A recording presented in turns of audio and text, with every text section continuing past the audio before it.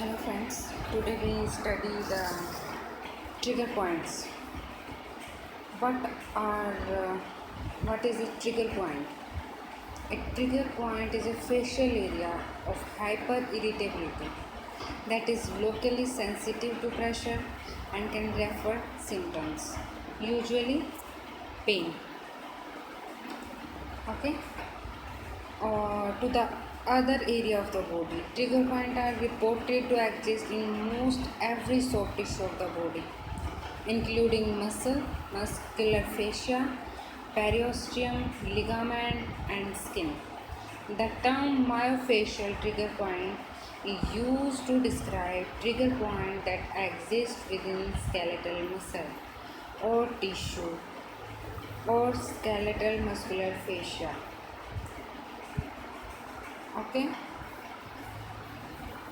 ligament and skin. This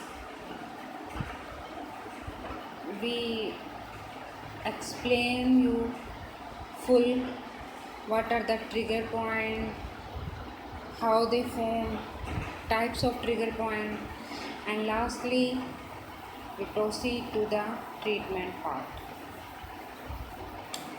For simply the trigger point will be used throughout,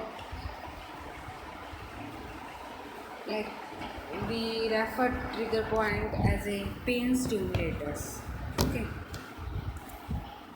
in this the term myofascial trigger point is used to describe trigger points that exist within skeletal muscle tissue or skeletal muscular fascia. Like only we talk about muscular fascia or muscles, they restrict the myofascial trigger points, which are most commonly found type of trigger points found in the body. In every muscle fibers, of a muscle begin at one attachment of the muscle and end at the other attachment of the muscle. Okay, then the center of the muscle would be the center of all its fibers.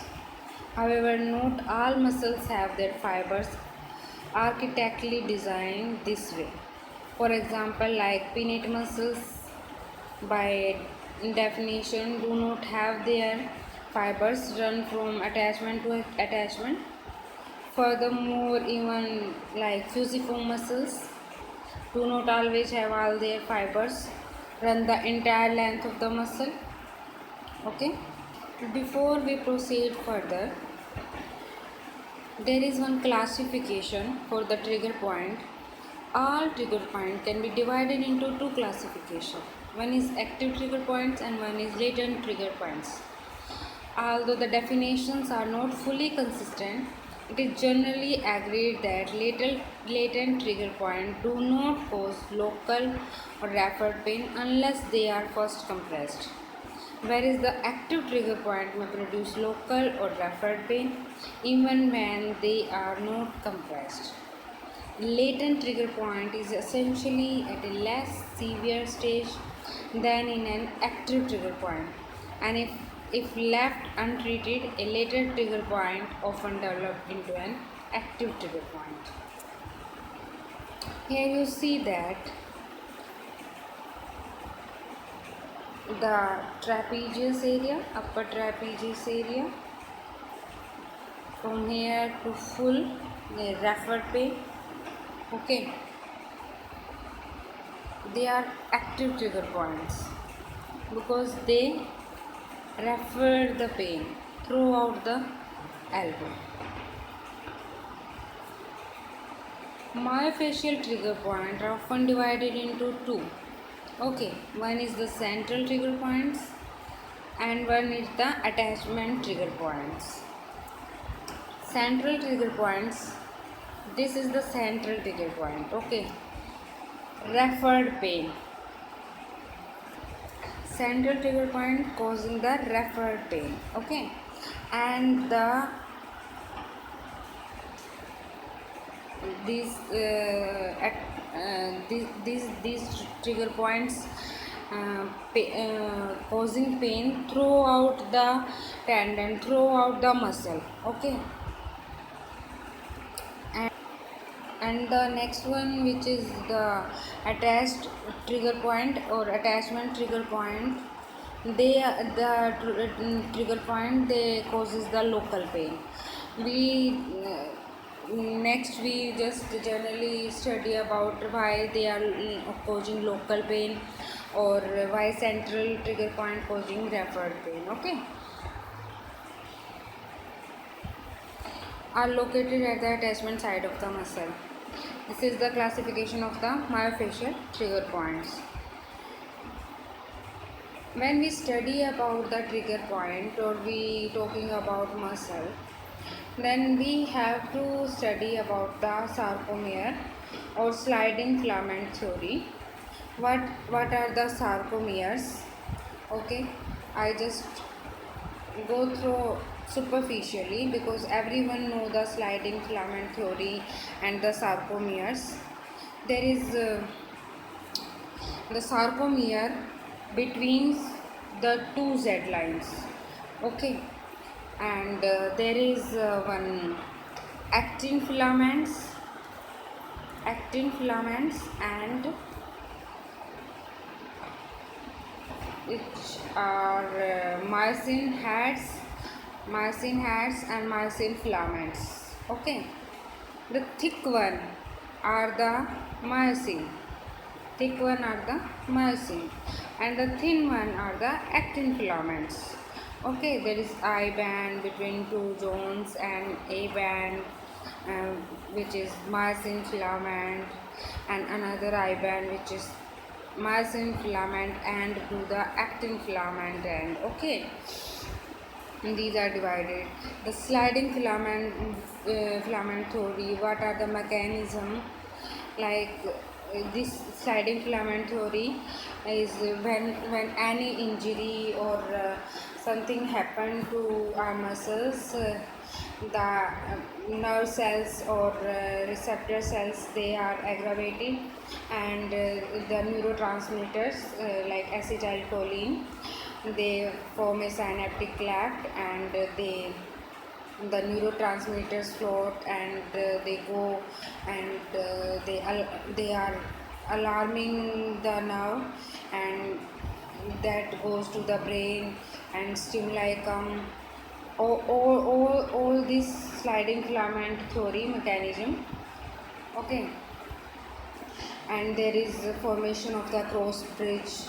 Okay, in this, what is important to know that when there is a muscle movement, contraction or relaxation, there is production of ATP, and when the ATP is present, the sequence occurs, the cross bridge between the myosin actin filament break, and because of expenditure of energy of the ATP molecule, and the myosin heads attached to the next binding sites on the actin filament, forming a new cross bridge. Okay, this phenomena, all these steps happen in the muscle. Okay, this is the normal phenomena: actin myosin movement, and ATP formation, ATP conjunctions. Okay, new binding sites, all these are the natural phenomena. The sliding filament mechanism, when the sarcomere, the entire muscle is able to contract and shorten, like concentrically contract. This only occur if force of muscle contraction is great enough to overcome whatever resistance force there is to shortening. Alternatively, a muscle can contract and stay the same length, isometrically contract, or can contract lengthen, like eccentrically. Okay, regardless of the type of contraction, the defining characteristic of muscle contraction is the presence of the myosin actin cross bridges and the pulling force that they create. Okay, what are the ATPs? The ATPs are the adenosine triphosphate. Okay, molecules can be likened to a battery. Okay, to the muscle, it store energy, and in its bonds within a muscle fiber. Its energy is used to provide the energy that is needed to both, like to break myosin actin cross bridges and also reabsorb calcium ions back into the sarcoplasmic reticulum. So this is all about the sarcomere and the sliding filament theory. Okay, and next, what are the hypotheses?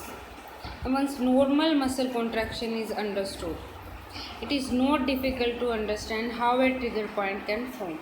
The most prominent theory for trigger point genesis is called the energy crisis hypothesis.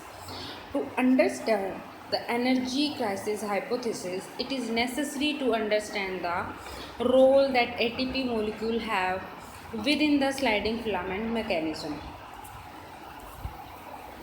The fact that trigger point is a local phenomena is an important distinction because when an entire muscle or a globally large portion of muscle is tight, it is due to the pattern for tightness, and that is being directed from the gamma motor system of the central nervous system via muscle spindle reflex mediations. Okay.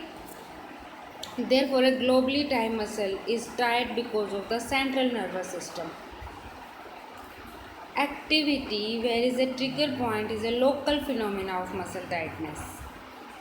Okay, some sources like to make this distinction by stating that a globally tight muscle occurs because of an excessive of contraction, whereas a trigger point occurs because of contracture. In this sense, the term contracture is used to emphasize that the mechanism of trigger point is not mediated and controlled by central nervous system, whereas contraction denotes that the control is by the central nervous system.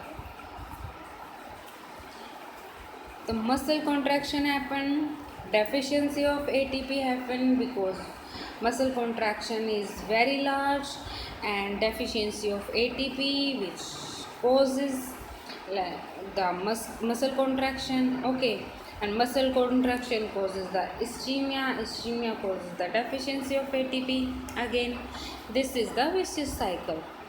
The muscle contraction, venous congestion, the building up of waste product in tissue due to swelling of the tissue that lead to pain, and pain lead to muscle contraction. Essentially, the energy crisis hypothesis is so named because if the sliding filament mechanism is deprived of ATP molecule, there will be crisis due to insufficient energy, and the sarcomere contraction will continue and resulting in the formation of trigger point. A muscle contraction that is approximately 30% to 50% of its maximum is sufficient to close off arterial vessels located within it. When arterial blood vessels are closed off in this manner, the local muscle tissue loses its blood supply, resulting in a loss of nutrients including those needed to generate ATP molecules. Furthermore, this loss of ATP molecule occur during a time of increased metabolic demand of the muscle because of its contraction require ATP. Each time a cross bridge breaks, then reform on a different active site of the actin filament. This initiates a vicious cycle called the contraction ischemic cycle, which I mentioned here. Okay. Muscle contraction causes ischemia, thereby creating a deficiency of ATP. Without ATP, the muscle tissue cannot relax and therefore stay in contracted phase. Its contraction then continue to cut off the arterial blood supply, furthering the ischemia, and so on. It is for this reason that once trigger points forms, they tend to persist unless therapeutic interventions occurs. Another exaggerating factors is that the venous vessels are also closed off due to the muscle contraction, because it is the job of the venous vessel to remove waste product of metabolism. When veins are closed off, the waste product of metabolism remain in the tissue. Unfortunately, these metabolic waste products are acidic and irritate the local muscle tissues, resulting in pain in the region. Hence, the tenderness that trigger points display. Ironically, the pain produced by these waste products tend to cause more spasming due to the pain cycle. All this is about the how trigger points cause and why they are so painful. Okay, and the phenomena behind the trigger point formation. Okay, in next videos we will discuss more about the trigger points. And thank you for liking my video, subscribing and sharing. Please comment me below if you want any other topic. And thank you so much once again.